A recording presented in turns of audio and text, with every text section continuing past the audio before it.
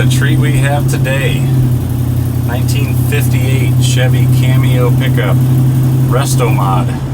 We've got a 6.2 liter Vortec V8 under the hood, mildly built, power 4-wheel disc brakes, power steering, AC, power seats, tilt, CD player, you name it, this thing's got all the modern features you could ask for.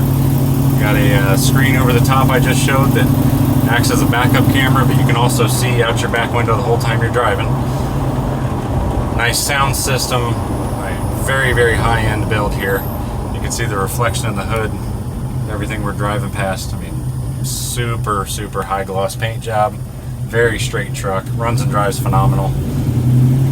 Decoded digital gauges.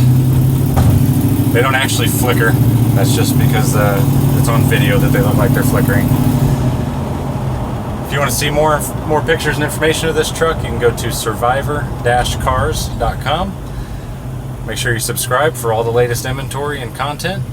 And as always, we thank you for watching.